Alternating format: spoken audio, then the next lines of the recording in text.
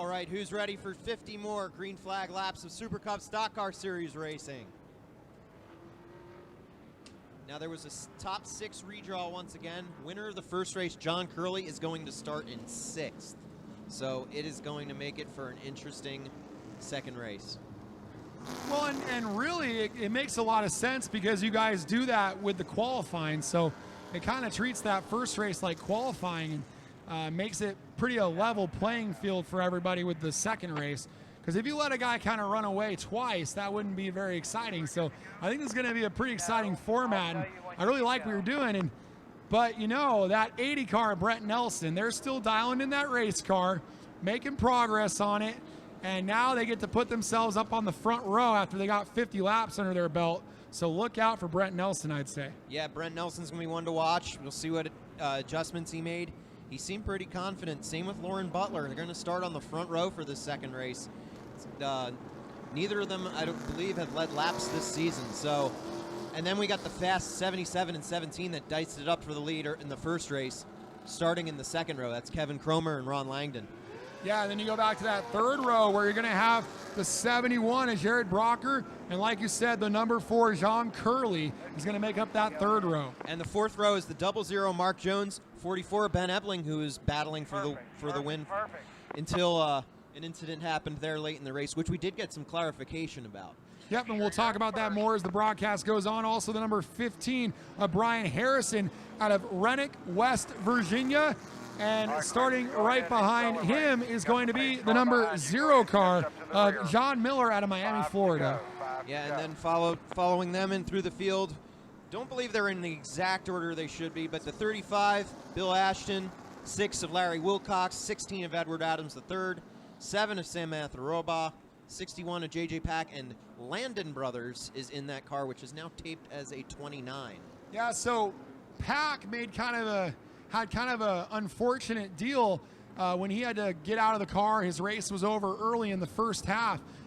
Did we ever find out if there was anything really wrong with that car? No, he said he didn't want to risk after that issue, after getting spun there. He didn't want to risk, wrecking that car, and just pretty much parked it. He said the handle was going away anyways.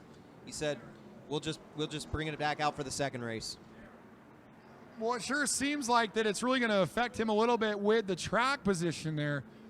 Restarting all the way at the back is going to make it real tough. So if he parked the car to save the car, well, it's going to have some unintended consequences, I think, for the 61 crew.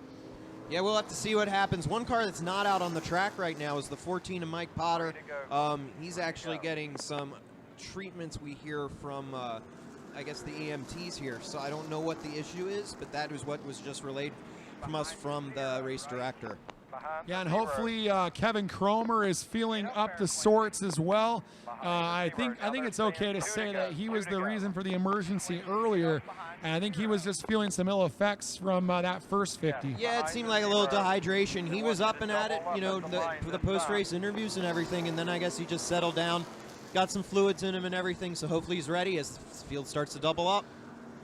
If this is anything like the first one, it's going to be very memorable and some aggressive driving in that first race, some 3 wide maneuvers using the apron, and I think we'll see a little bit more of that here in this one.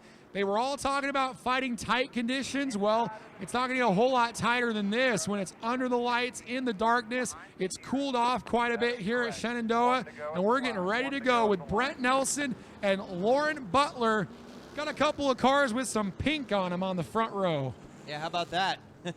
Brent Nelson actually joked before when I talked to him earlier. He said that the family wanted him to have the pink car with the black number, but he kind of said, no, we'll just do the pink number and flat black. It looks real nice. Looks like we're ready to go. I think you summed it up well when you were describing that second row is going to be pretty strong tonight. That's some powerful cars back there with Cromer and Langdon. But up front, Brett Nelson leads down Lauren Butler, and we are underway. And you know what? Lauren Butler almost got a little jump on that one and then had to hesitate. And that's going to allow the 77 of Cromer to take second. Yeah, and Ron Langdon wiggles his way there out of turn 2 to the inside of Lauren Butler, and he's going to try to get third. Lauren's kind of fighting back on the outside, but it looks like Ron's going to speed off on the front stretch. John Curley, winner of the first race, trying to accelerate his way to 4th. Wow, so he'll go 6th to 4th right off the get-go, and it looks like he's got the car to run with the 17. Yeah, but we see Brent Nelson up front still. I don't know, Kevin looks a little faster, but kind of seems to be riding just for the first few laps. We'll see if he picks it up here. Well, Lauren Butler is getting freight trained right now, and Lauren's going to fall back to P7 on the racetrack up front. Here comes Kevin Cromer, and Kevin Cromer is probably thinking a little bit about the one that got away in race number 1. Well, a good way to get that out of the memory bank would be to win race number 2, and that's what he's fixing to do as he goes up the inside of Brent Nelson. And contenders from the first race, Ron Langdon and John Curley, also using that inside line. If Kevin Cromer's able to clear Brent Nelson, we'll have to see if Ron Langdon and John Curley are going to be able to follow right through. Another Super Cup race, another race where you have 2x2 battling up front as they come up quickly on Hayden Brothers, and lots of give and take there because Brent Nelson could have tried to make that a lot more difficult on Kevin Cromer. I am noticing, there was all that damage on the left front. There is some smoke coming off of Kevin Cromer's car on the brake, and hopefully he doesn't have a little bit of a tire rub as up to 2nd goes Langdon, and Brent Nelson's back to 4th. Yeah, he's getting shuffled back a little bit. Probably still has some kinks to work out with that car as he's under heavy pressure from Ben Ebling. He's kind of thinking that first race was one that got away. What it was discussed in the drivers' meeting, and then also was relayed to the spotters, is you can only have 2 tires below that white line. And we obviously saw the first race they were dive bombing a little bit, and that was the reason he was sent to the back that one caution, even though he didn't make contact with the 77. Well, these drivers are like magnets. They'll find a way to find something you weren't expecting. It goes that way with safety, and it goes that way with track limits. And Ben Ebling was doing things I don't think the Super Cup officials anticipated. And so sometimes you have to make up rules on the fly. As here's some battling on the fly for 10th place. And you know what? Mark Jones is really battling pretty well here with Brian Harrison. Yeah, and he quietly finished in the top 10 in the first race. And whoa, here we go. Brian going up across the top front of that 0-0. I don't know if that was necessary there from Harrison whatsoever. And it'll be interesting to see if Jones or Robaugh get back at him, because that was a lot of contact. Remember, Harrison and Robaugh were the two that had a couple mix-ups in the first race. Robaugh started 7th, Harrison, and around goes the 0-0 of Mark Jones. And yeah, that was pretty wild that we got all that on camera live here on Legends Nation TV, and some hard-nosed racing. Yeah, first caution of the day. I don't know if you can really fault the 7 for that. The 0-0 did get kind of crossed up there, going under the white line just with the left side tires, and the 7 really had nowhere to back off the brakes there. Yeah, but in any case, I would agree with you, but a tough break for the 0-0 nonetheless. He'll have to go all the way to the back. And Harrison has found himself in the middle of everything, from the high of being on the pole of that first race to now fighting tooth and nail for 10th in race number 2. As we see the 27 of Hayden Brothers on pit road. Also the 61 of Pack is on pit road. Yeah, J.J. Pack coming in for an adjustment. We're going to get a good look at the battling here. And, the 0-0 did exactly what you guys asked him to do at Super Cup. He was 2 wheels under. He wasn't even very high up the racetrack. And, Harrison, there was a lot of room to the right. Didn't really need to do that. Yeah, I don't know if there was a miscommunication there with the spotter or whatnot, but yeah, that was definitely a tricky situation right there. And you can see it almost it faked out Jones the second time, like he was afraid it was going to happen again. He pulled low and then overcorrected. It didn't even look like the 7 got into the back of him there. She was close, but the 0-0 kind of looked like it snapped around. I think you're probably right on that. Let's take a look at this one more time. But see, it kind of looks like Jones was being conservative there. And then he just comes up off the apron. And slight contact, and it did send him around. Yeah, he was out of shape though before, definitely. Yep. So wild stuff there, and that's battling just for 10th. So you can tell what it means to these drivers to run well here at Shenandoah in the Veterans Classic for the Super Cup. And we're showing them one more time around for Kevin Cromer. And it's going to put him right there with Ron Langdon once again. Yeah, the top 4 seem to be the class of the field this evening, but that 71, watch out for him on the outside of row 3, Jared Brocker. He seems to like it upstairs. He seems to be all right up there. He's done that a few times tonight. powerful top 6 in this one. Lots of good cars up there. Here we go. Great restart for Kevin Cromer in the Toyota. And the 4 car of Curley would like to follow him through, but there's a little opening there, and Langdon decides, I want to race. He didn't decide to go to the bottom. That may be a mistake because Curley's filling the hole. And Langdon got real high on the backstretch there, and Brian Harrison going bonsai on the outside on that 3rd and 4th turn. He keeps it straight. Ron Langdon continuing with the outside line, though. Lots of aggressive driving on these restarts. They got hooked up there coming out of 2. Did the 17 of Langdon, the 4 of Curley, and Ebling did the right thing to kind of back out of there, or that could have got pretty ugly. And now we've settled down here, 14 down, 36 to go. Brent Nelson battling with Samantha Roba there just outside the top 5 for P6. Yeah, and let's see if we can catch it, but the 4 looks way loose coming out of turn 4 now. Looks like he's kind of lost the handle just a little bit compared to the first race. Remember in the first race, they pitted a couple of times to see if there was something wrong with that 15 car, and it seems like he's sliding around a lot again, so I'm not sure what the problem is. You would think these cars would be tightening up a lot in these conditions. And further back here, you see a battle between 3 drivers that fell out of the race early in the first race. Larry Wilcox had some overheating issues, JJ Pack had some handling issues, and Bill Ashton had a transmission issue. And here he's got a battle for 3rd. Ben Ebling's trying to go, and he loses it on the front stretch. Wow, that was really unusual, all by himself just about. And around goes the 44 of Ebling here on lap 17 with 33 to go. And we go under caution yet again here at Shenandoah Speedway. Man, it's crazy the number of strong cars that are deeper in the order now, Aaron. And I think the excitement in this race is only going to continue as we get a replay here. See a replay. See, there might have been contact. Again, yeah, the 44 had all 4 wheels below there. He came back up. Came up very late, and there's a little bit of a bump there, and that might have been what started it. Yeah, the 4 was holding his line. So, yeah, 44 just lost it there going out of turn 4. He has been the most aggressive about running down low all weekend for the driver of the 44 out of Hickory, North Carolina for Startown Carpet and Flooring.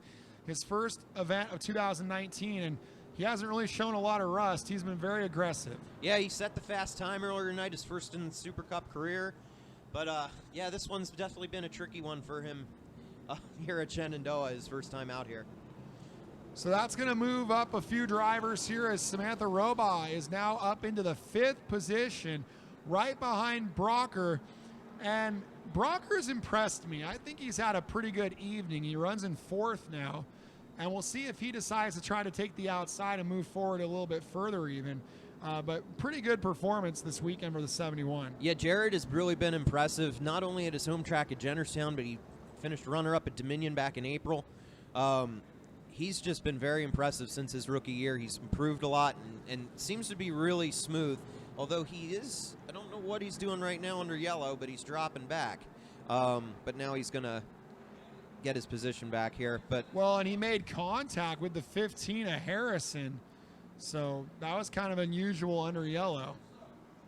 And they're working it out as the 4 car, John Curley, the winner of the first 50, into the pits.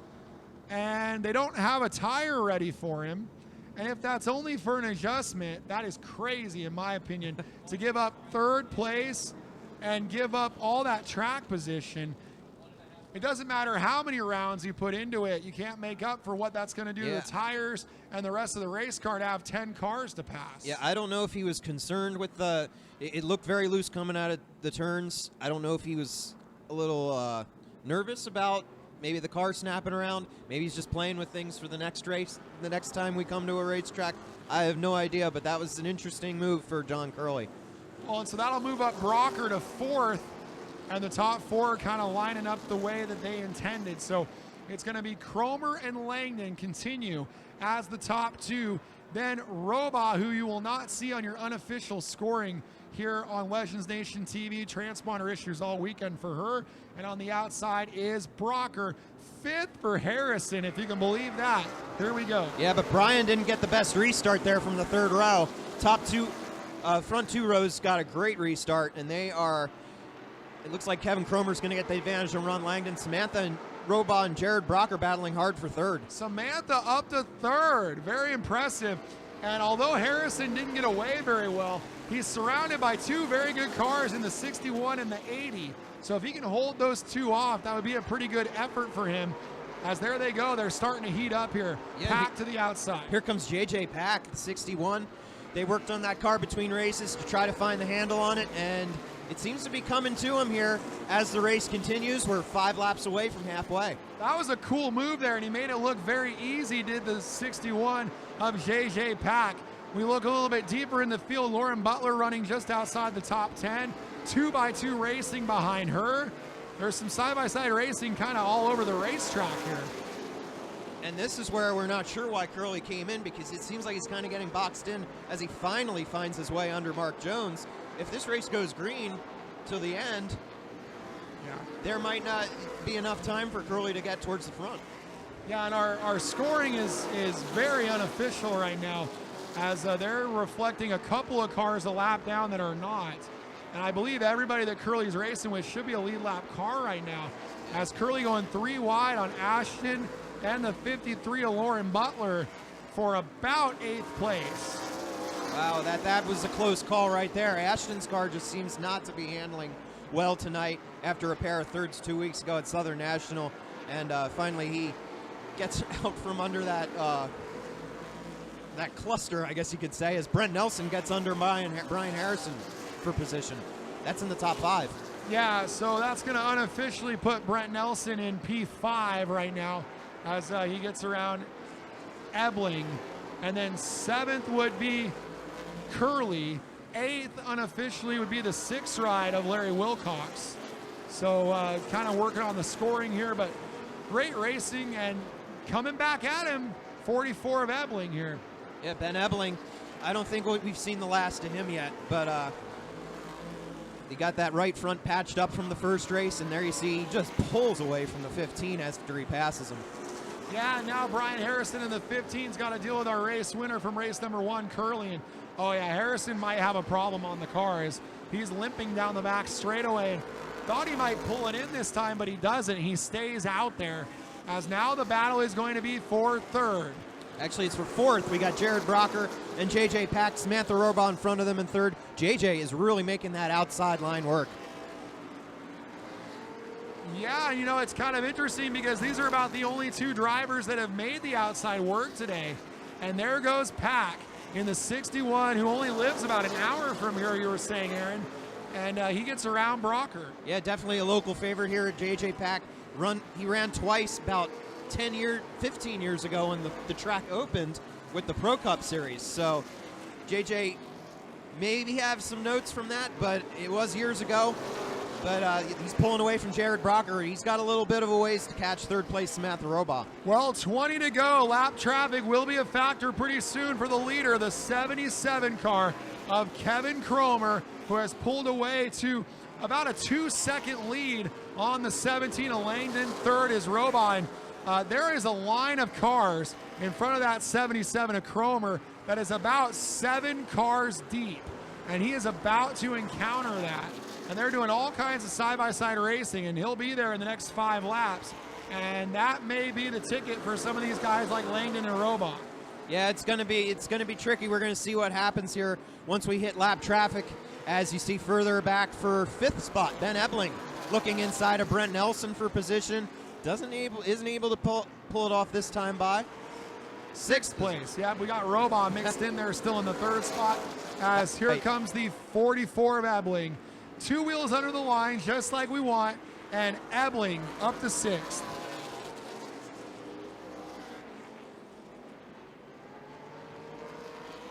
And look at this battle. Yeah, this is what, back. and look at it, Cromer's there.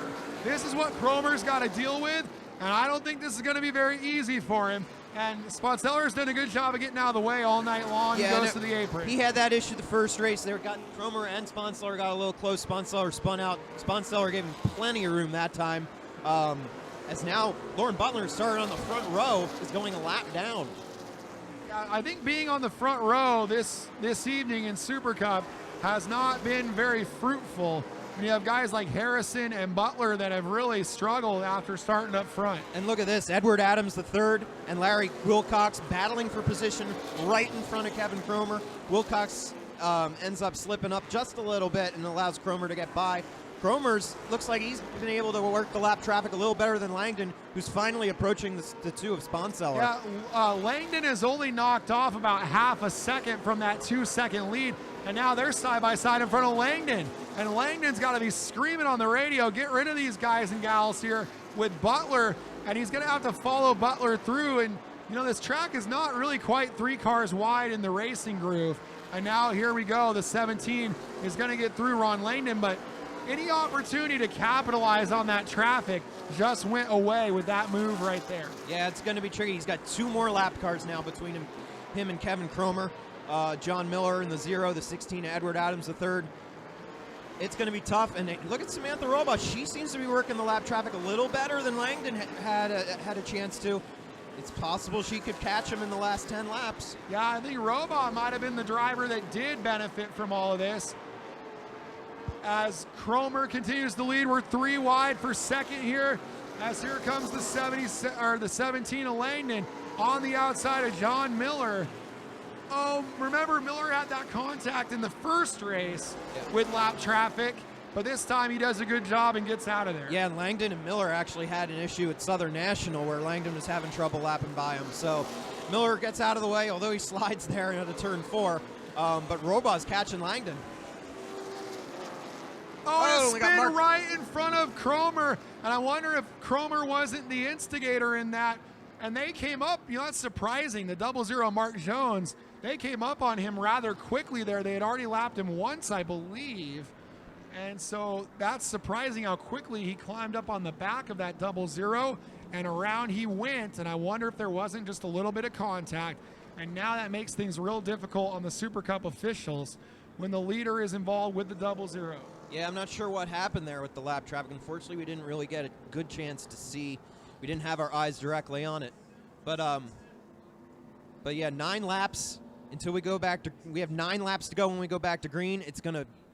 The 17's gonna be right there with the 77, as well as the 7 of Samantha Roba. And let's give a call to Samantha Roba. She's run in the top 5 both races tonight. She just has not been able to finish the deal. She had she got in a couple of issues in the first race, not really of her own doing. And now this second race, she's been having a solid run in 3rd spot. Yeah, you know, and she looks so cool and comfortable here going into this race tonight. And it looks like she has a good opportunity to continue that momentum.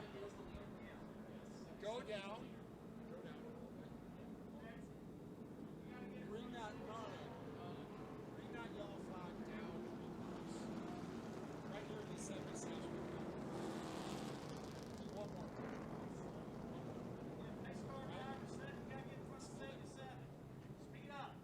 We're working on sorting out the running order right now.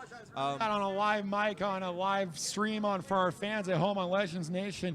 Just know that our scoring on the computer is unofficial, but we all know that the 77 of Kevin Cromer is your race leader, and he's waiting for the pace car because the pace car picked up the 17 because that's what the scoring monitor was showing. But we'll get it right, and we'll get it figured out. Oh, yeah, we definitely will. Cromer is having trouble getting that car going. Now he does. We hear it kick in. So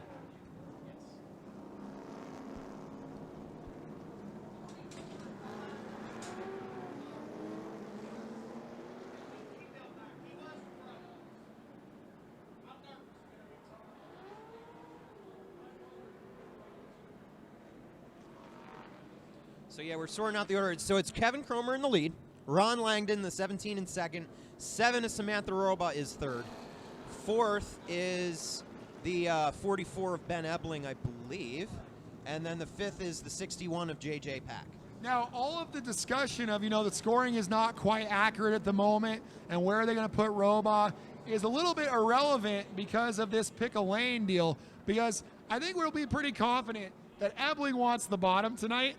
So it didn't really matter of where they put him because Samantha was going to try the outside and try her shot here. Yeah, this will be pretty cool to see what Samantha can do. I think there's a communication issue, though. Actually, I think she's going to be moved back into third when they go to You don't decide. think that's where she's going to go? I don't think they chose yet. They're having some kind of discussion here. The 7 is running third, and then they're going to choose when they go to 1 to go. I don't believe they got to that point yet, and now the 17 is pulling ahead. So. Our director extraordinaire up here, Tony Stevens, is trying to help these guys with their scoring a little bit here. And it looks like we do have the lineup proper. Yeah, and they're giving 1 to go at the line, so we'll see who chooses inside and outside. And it's just going to be JJ Pack chose the outside there of the row 3. That's the interesting part. He's been making that outside work. And the 4th row there is kind of interesting. Curly went high, and so Brocker said, okay. And went to the bottom. So I don't know what's going on with that group. But the real story is the top 2 are back together again. And that is Cromer and Langdon. Cromer in the 77. Good restart for him. Langdon going to try to sweep wide. Yeah, let's see if Langdon can get off the corner here. This is kind of where Cromer's been stronger, though, is coming down the backstretch. But Langdon's sticking right with him. Robon Ebling battling for third, and that's getting a little close, and too. Caution again on the racetrack. It's the 00 car, I believe, of Jones, and he has seen a little bit of everything tonight. And there he goes. He gets a refire. We didn't even get a lap in there. We did not, so they're going to reset the lineup just like it was before. They'll get to choose inside, outside once again.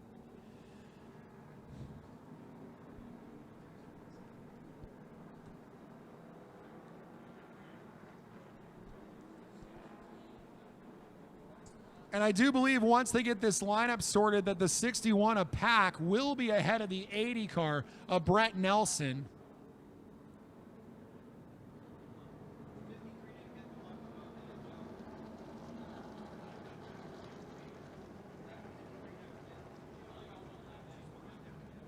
And that's what we're going to work on here is getting those 2 drivers in the proper place. Looks like they are. So Pack will restart 5th. And the 80 ride of Nelson will restart in 6th here. 9 to go. And that restart was very interesting, Aaron, because the 77 of Kevin Cromer got away a little better. But then by the time they got to turn 1, Langdon gathered up that advantage a little bit. And they were about dead even through the middle of 1 and 2. So we'll see how the game playing works out on this second attempt. Yeah, this will be very interesting. I thought we were coming to 1 to go, but it looks like now they're going to come to 1 to go here shortly. They're getting that order back together in the second half of the field. Yeah, and that's tough to do when you're off by a lap or 2 on some of these cars, and they are working on that.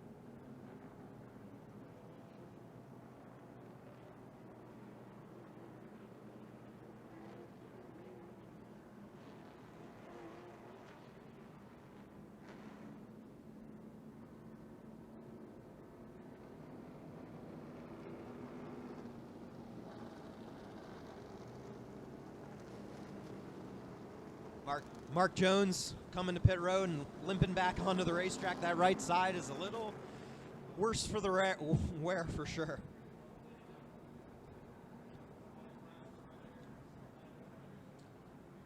And once again, we're still working on the scoring there.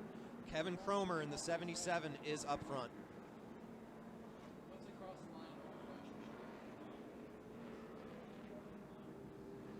Here we go, 1 to go. Kevin Cromer chooses inside, Langdon outside once again. JJ Pack restarts 5th, but chooses the outside. I mean, he's been loving it up there, but that's still very unique that he did that. So we'll see how it works out in his favor or not. Yeah, and look at this switch, though. This time Curly chooses the inside. Brocker on the outside in the 4th row. So we have about 10 or 11 lead lap cars. You're looking at them on screen if you're on Legends Nation TV. They all have a shot to win here. As here we go, back underway. Again, the 17 of Langdon does that little slingshot move up the outside. Will it stick? He got a little sideways out of 2 and gave it right back. Yeah, and it looked like he got a better restart this time too, but it looked like once again coming out of 2, that's where Kevin gets the advantage. Look at them wheel to wheel for 3rd spot, Samantha Robot and Ben Ebling. Samantha is gonna almost get into the 17 of Ron Langdon for 2nd. Yeah, that exit out of turn 2 has been the trickiest part of the racetrack tonight, and I think it continues to be that. Wow, look at Curley was very low, and I don't think that's where they'd like him to be here from our Super Cup officials. Yeah, and it's getting close. Curley's trying to find any way around that 71 or 80. He looks like he's faster than those two at this point of the race, and there's only 7 laps to go. He wants to get towards the front. And the 80 car of Brett Nelson, a little bit of contact, I think, there with Jared Brocker, and that sort of set Nelson back and allows Curley to try to go around the outside of him. Yeah, and coming around this time by, 5 laps to go. We're reaching the late stages of this race, and look at Samantha Rohrbach running for 2nd, trying to get around Langdon, and they're going to make some contact. Now, Ron Langdon's in the point lead. He might try to kind of back off at this point because he wants to save those points. As another car goes around in turn 2, Edward Adams III has spun. And I think we're going to get a reprieve here once again. And it's going to be 5 to go when they get that caution flag placed correctly here. It's going to be 5 to go.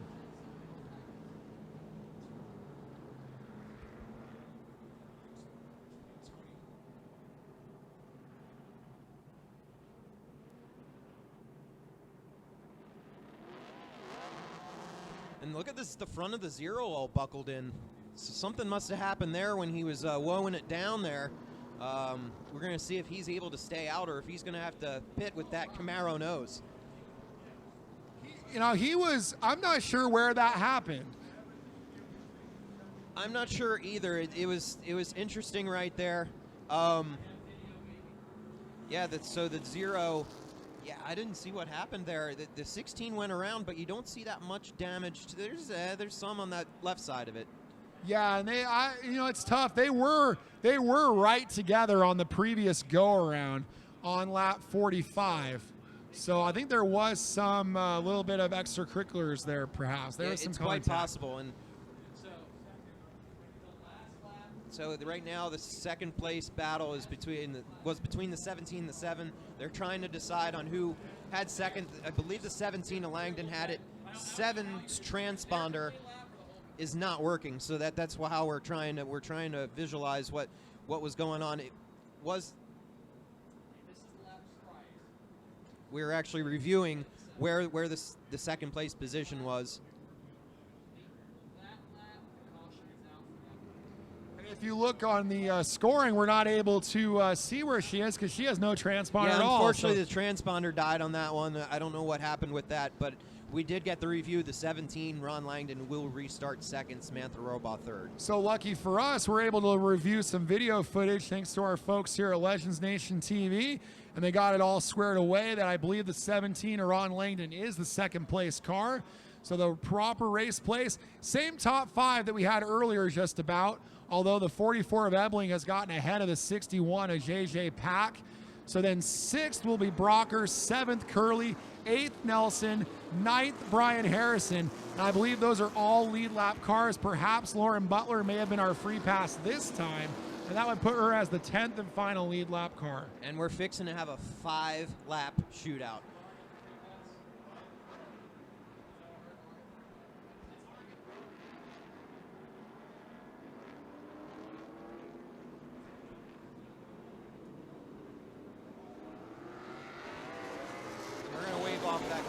Looks like we are not going to display the green flag to the field, and hopefully our racers know that, as the yellow lights are on in turn 2. The yellow lights are on, and the reason is that Brocker pitted, although Brocker pitting really wasn't of consequence to the, he didn't make it. Yeah, he didn't even make it to pit road. He stopped in turn 3, and that's a disappointment because he was running top knocking on the door of a top 5. Yeah, he was running 6th at the moment, and that goes away, and he stopped. And so no matter what he does, whether he makes it to pit road or gets on the track, he's got to restart at the back because he stopped, I would think, and that caused the caution. Yeah, I believe so. I'm not sure what the issue is, but it does look like you can't tell really with the right front there. Hard, it does look kind of like low.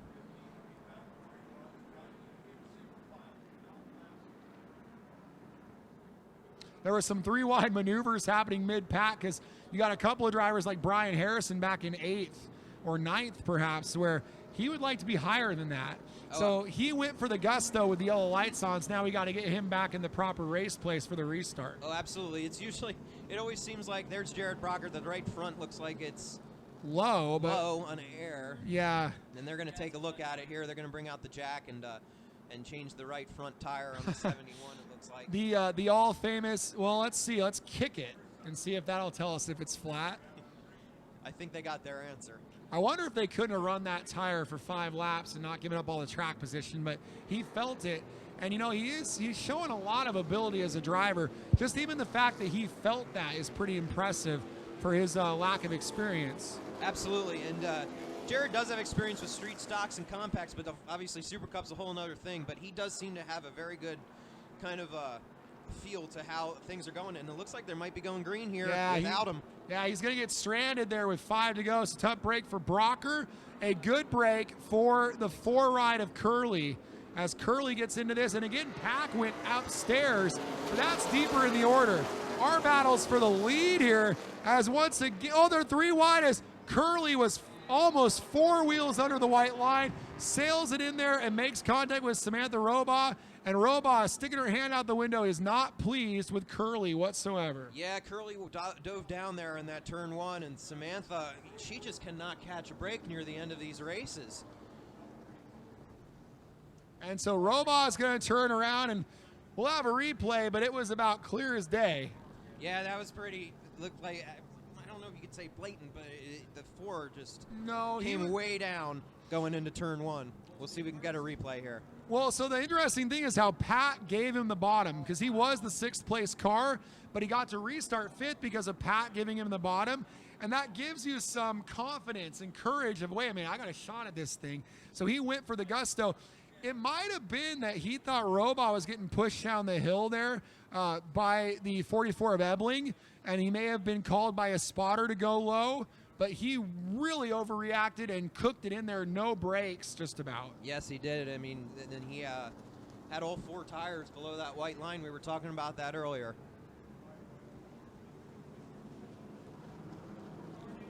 So he stopped down there, and one of the Shenandoah officials is standing with that car trying to radio upstairs to let them know what we need here. Yeah, the 4 hasn't gotten back going, so that's kind of interesting. I don't know if it has stalled or if he's just waiting on the indication on where to line up. And they are going to need a push on the 4. And if you're wondering, the caution involved Robaugh, and Robaugh's going to have to go all the way to the back. And, they were kind of in that mix-up with the 15 in the first race, correct? And so that's been a lot of bad breaks for her. Yeah, it's unfortunate. She's coming down pit road, and it looks like she's going to park it. So kind of almost a carbon copy of what happened with Pack in the first race, where when he spun around, he just decided to call it quits. But that's disappointing because I think Samantha Robaugh showed a lot of ability and a lot of talent today and a lot of speed. And they could be dangerous to be a race-winning car if they keep going with this series till the end of the year. Yeah, absolutely. And she's climbing out. She's obviously not happy at all. I'm awfully impressed by her. And lucky for her, they got that nice big hauler, and she has a place to go and hide because she's probably pretty disappointed right now. Yeah, I can imagine that the disappointment. It's a tough break for the 7 team.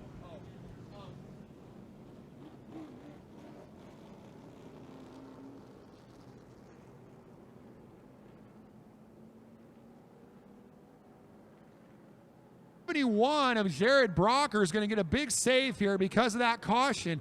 He did not lose a lap, but he pitted, so I think he's got to drop all the way to the back. But that's a big save for Brocker there, that he's not going to lose a lap out of all this. And now he's got that right front tire replaced. Well, that's a tire that gets a lot of use, too. Yeah. As we continue to watch Samantha Roba, she is not pleased, and she's walking towards there. She goes, she's given the same thing we saw about J.J. Pack do in the first race. Yeah, carbon copy there.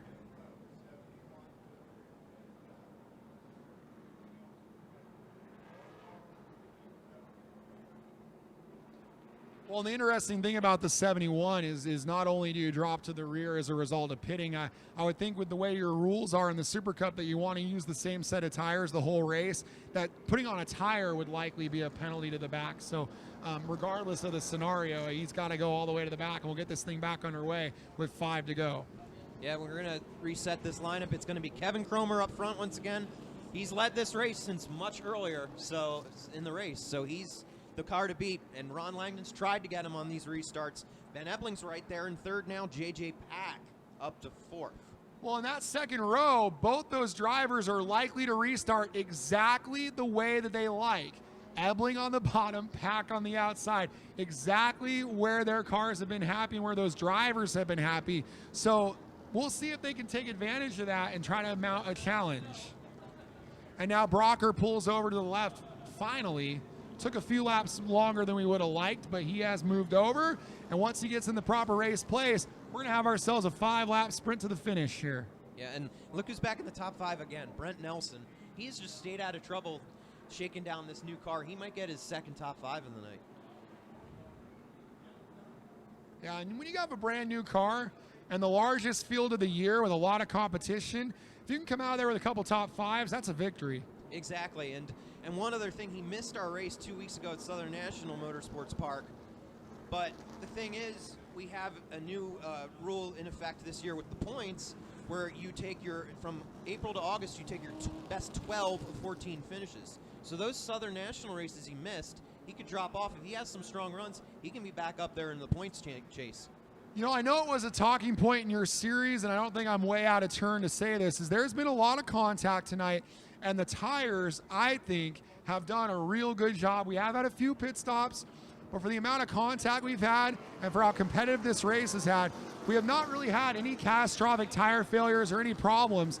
And some of the rule changes you guys made as a series, I think it's all paid off, and it's allowed these guys to race. Because you want them to be able to lean and kind of race a little bit. This is stock car racing, and you want some fender work to get moved around here and there, and it's been a pretty competitive race. Yeah, and look at who's in the outside of row 3. Brian Harrison. We've seen him make some daring moves on the outside, too.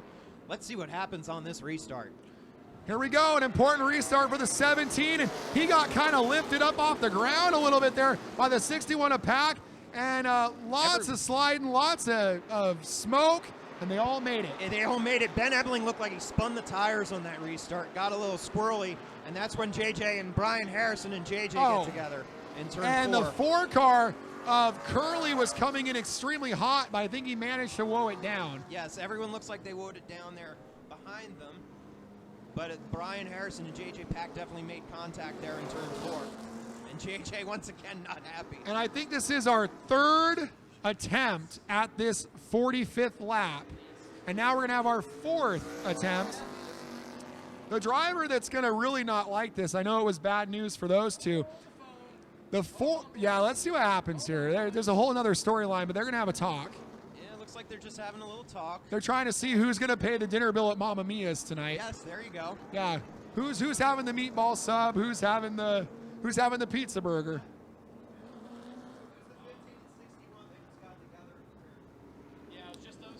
But the driver that was trying to grab real estate by the handful was John Curley, who had restarted the back, and that gets nullified. He has to go to the back and do it again. And Legends Nation TV will have a replay for us. Wow, Harrison came in awfully late. And it is tough to say that it wasn't on Harrison there. He came in awfully late down underneath the apron there. Yeah, that was an interesting thing that happened. And once again, look, this moves Jared Brocker up a couple spots. So maybe he's not out of this yet. He still has quite a few cars to pass, but it just never ends. We'll see what happens here in the next take of this restart.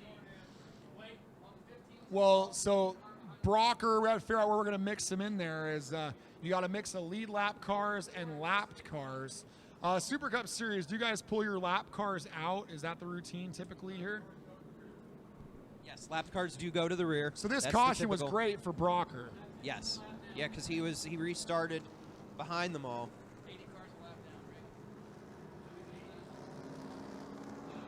So the 71 of Brocker would get to restart at the end of the lead lap, ahead of all those lap cars, just as a byproduct of that caution, which is a great opportunity for him. He got saved by the first caution because he should have been a lap car, but they were getting a tire on that car. You guys went green. We had the big fracas, got the tire on, restart at the back. Another big incident happens, and all of a sudden he's going to restart about 8th or 9th perhaps. And Brocker's second in the North points behind Langdon, so he has to get any position he can with Langdon running a solid runner-up spot. And how about Ron Langdon? There's been a few drivers making contact with him as well, and it's been close quarters, and he's kept it straight, running in that second spot once again tonight. So it's Kevin Cromer leading, Ron Langdon second, Ben Ebling third, Brent Nelson fourth, and then we're still trying to work out who's in fifth.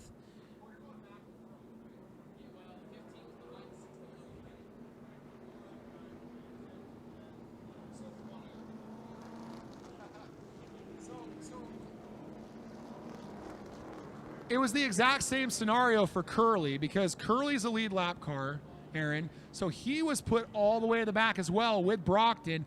He gets to pass all the lap cars under this caution as well. And they get to both go ahead of the 61 and the 15. Correct. So the way it's looking right now, if you go Cromer, Langdon, Ebling, and then Brett Nelson, and then likely Brocker. So Brocker could end up fifth. I think in fifth it's Larry Wilcox in the sixth. We haven't talked about him all night. He had some overheating issues in the first race. He's had a runner-up finish at Shenandoah 10 years ago. It's not clear what lap Wilcox is on. Earlier he had been slotted up as perhaps a lead lap car. He's back to being shown 2 down, so I'm not sure how that happened there.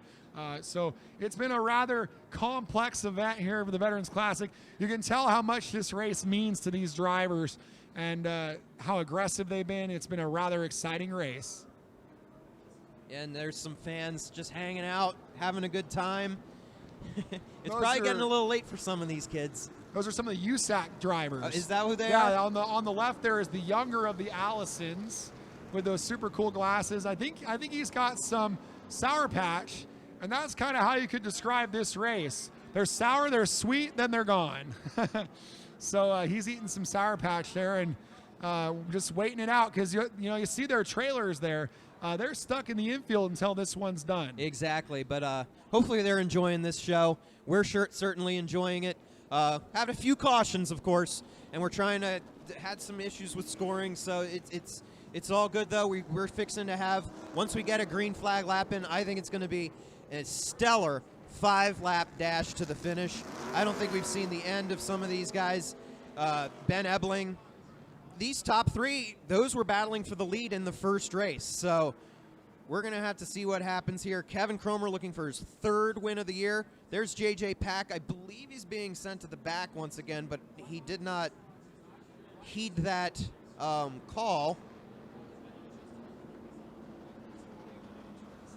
So we see they're trying to get the 61 to go to the back.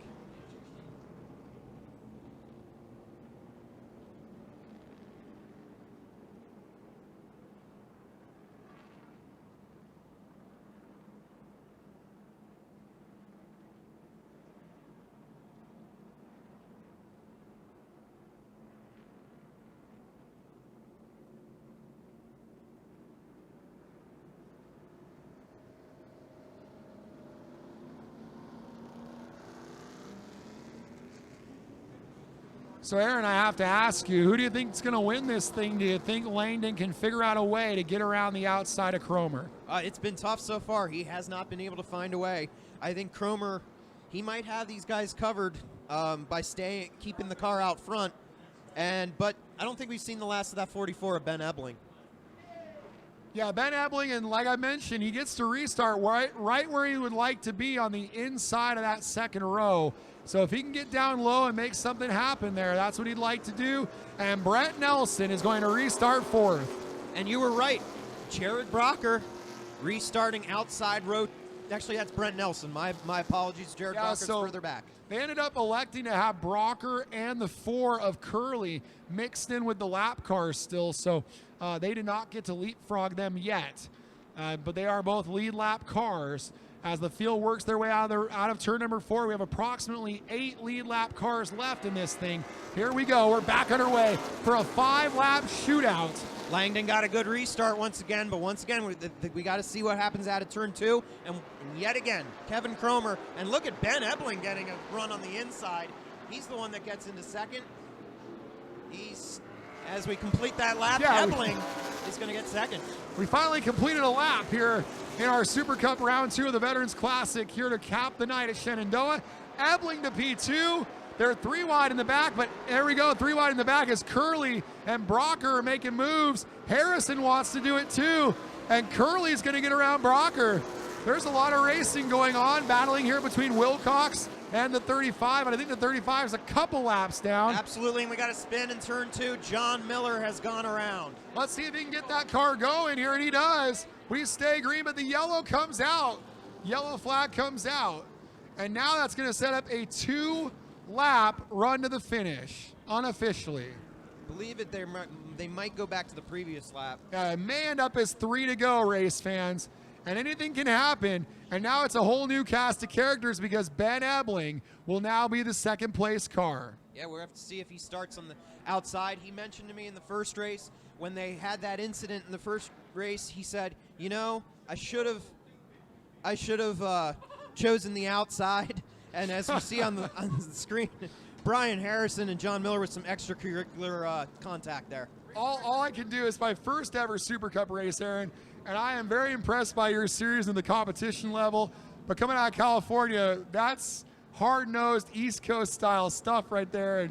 And Harrison has been worth every dollar of the ticket price today. I think the promoter here at Shenandoah would like to hire Harrison, and whatever the main event is every Saturday night, he'll put Harrison in a car because this has been pretty exciting. We need to get Harrison in a sportsman car next week here at Shenandoah.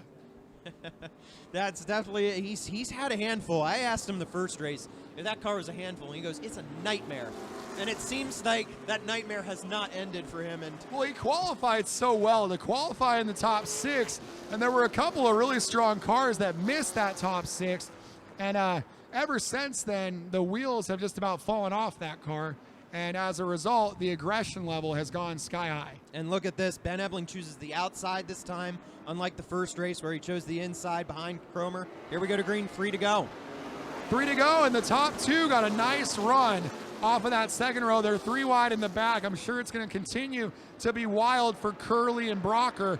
But the top 4 separate themselves. 35 car Ashton's listed a couple laps down, but he is 5th on the racetrack. And looks like Cromer might have the number on the 44 of Ebling as we got one car, Ebling's 8 wheels under the line. Ebling's trying to, and we got Pack in the wall. And that was a wild incident. The 35 was about 2 car widths under the white line and came straight across and almost hit the wall himself and didn't because the 61 of Pack was there to prevent that. Yeah, not a good night for J.J. Pack. It looked like Ashton may not have realized that the car was to the outside of him. So J.J. Pack climbing out of the 61 car. So we're going to have a green-white checker restart, see what happens. You could have fit another car next to the 35. He was so far under the line. And I think we are going to get a little look of a replay here. The 35 was going for broke. I wonder if he didn't have a problem because, he may have had help from the 4 of Curley. And so he was all the way under, and it's amazing he didn't hit Curley, and then he came straight across the hill into Pack, and Pack hit the wall a ton.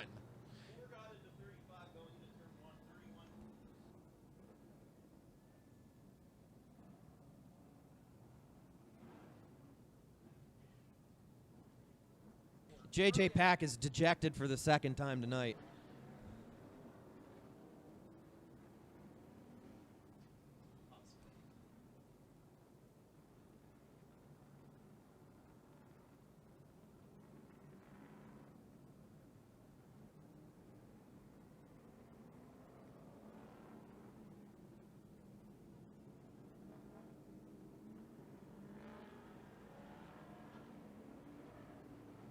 We continue to see JJ walking back to his pit area. Definitely not happy with what went on there. Yeah, just like Robot, he went straight into his trailer. So a driver that's had a lot of bad luck tonight, and the bad luck continues for that 61.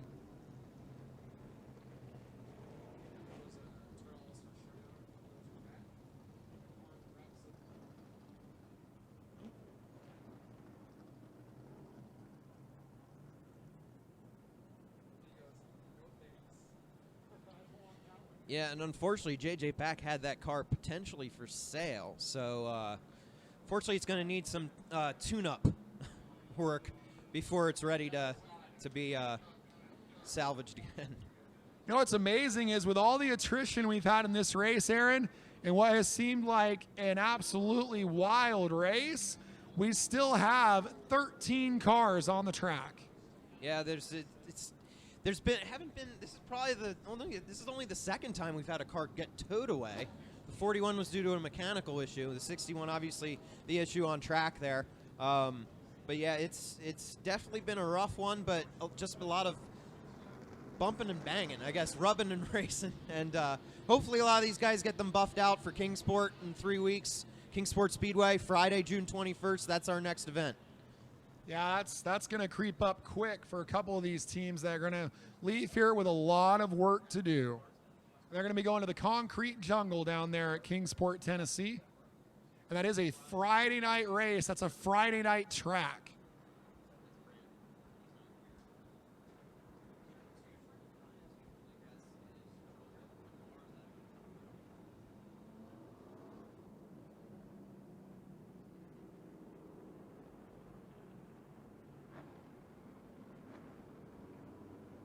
So Brent Nelson crossed the 17 at the line before the caution came out. So Brent Nelson will restart third as you see JJ Pack's car get towed back to the pit area.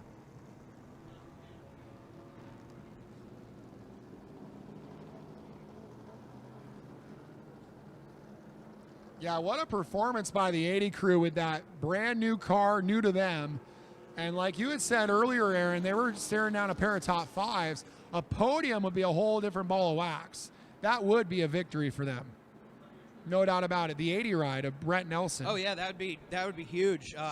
He hasn't really shown though that he has anything for those top two, but I mean he passed Ron Langdon there, and yeah, that's big. Yeah, that's big. Ron's been the second fastest car in this entire night, it seems like. Yeah, he's been right there. I would say he's been stride for stride with Cromer once we get going. But that run out of turn 2 on the outside is so difficult. And so we're going to get them lined up, and it's almost about time to say, and then there were 4, but you'd be forgetting the car number 4 of Curley and the 6 of Larry Wilcox. I believe all 6 of them are lead lap cars. And the 71 of Jared Brocker, he's right there too. 35 of Bill Ashton. We'll see what happens here. Ben Ebling choosing the outside for this green-white checker restart.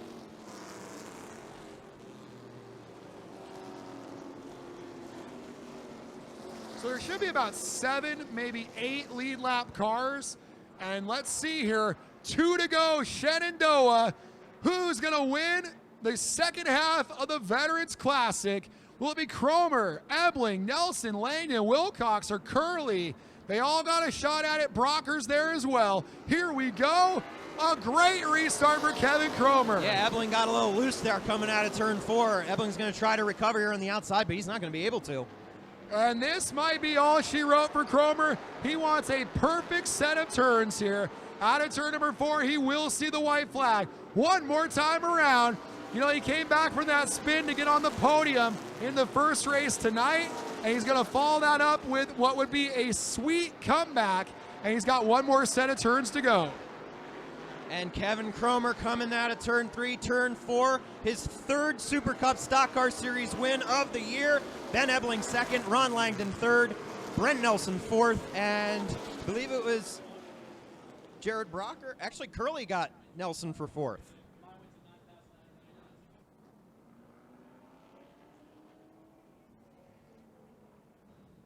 Wow, oh wow, race fans, what a wild one there for the Super Cups. And we conclude with our exciting night of racing here for the Veterans Classic. Hope you guys enjoyed that one. And we're going to get down there trackside and talk to our podium drivers after an exciting night here at Shenandoah Speedway. If this was your first time here, we want to thank you for making this racetrack your home tonight. And hopefully you'll come back and see us soon. And that's super cool right there as the 77 waving the Star Spangled Banner.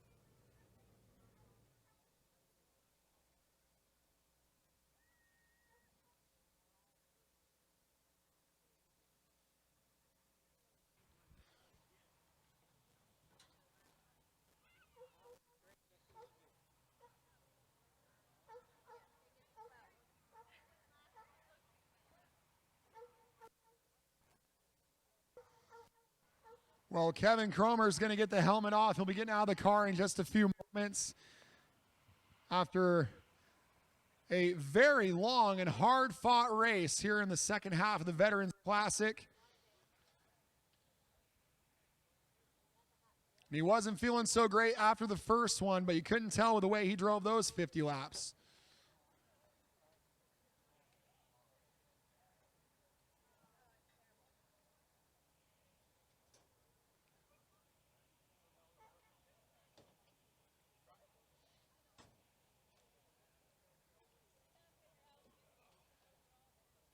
And he's climbing out of the car. Kevin Cromer gets himself the second half of the Veterans Classic.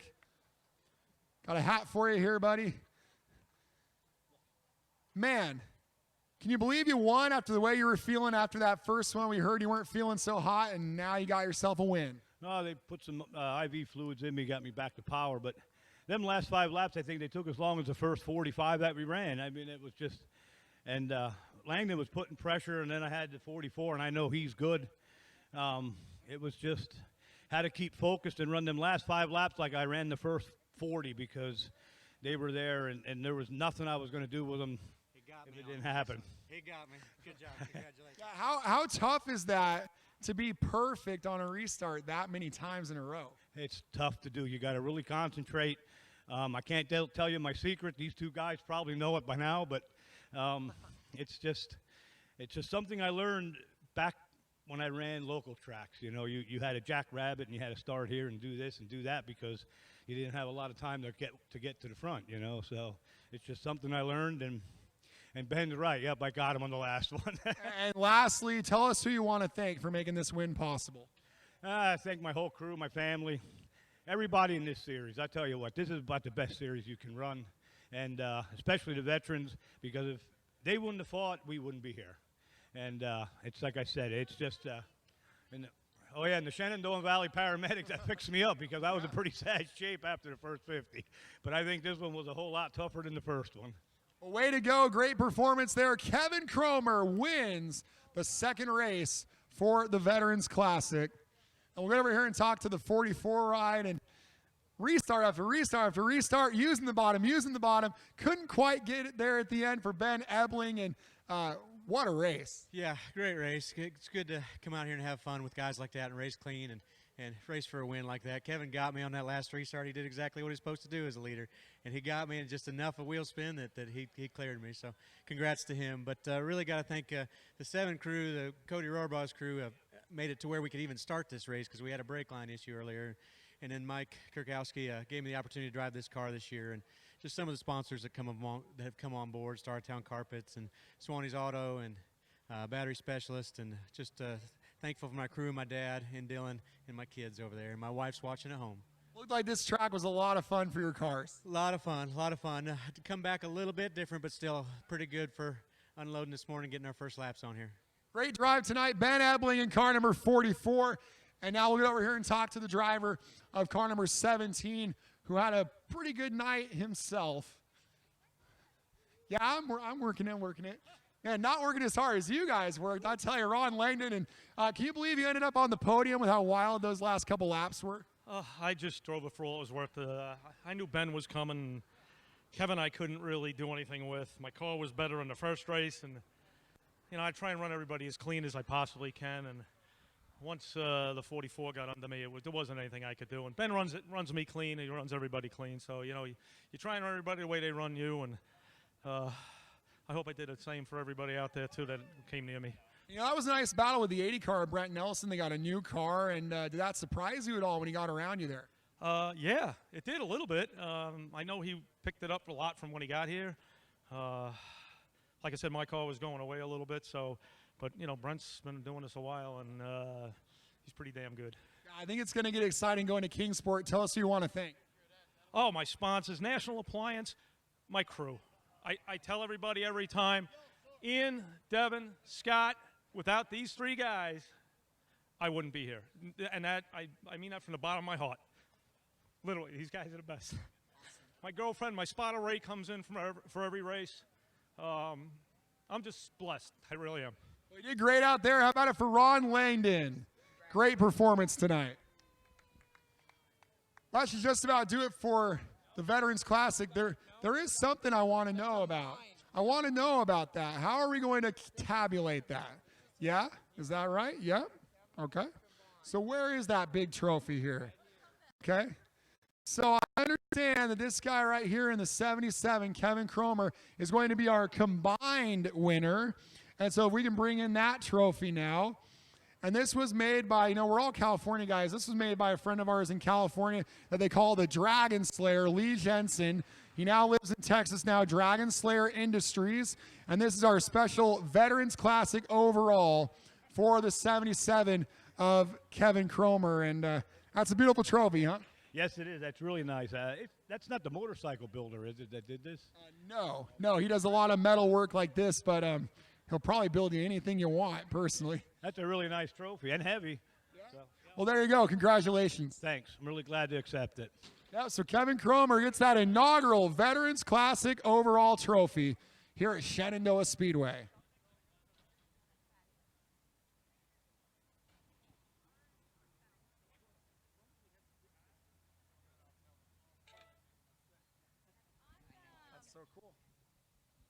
Aaron Creed, we want to thank everybody here from the Super Cup Series. We want to thank you for being on the microphone this evening with us and persevering through that crazy race with the rest of us. Want to thank everybody from Legends Nation TV.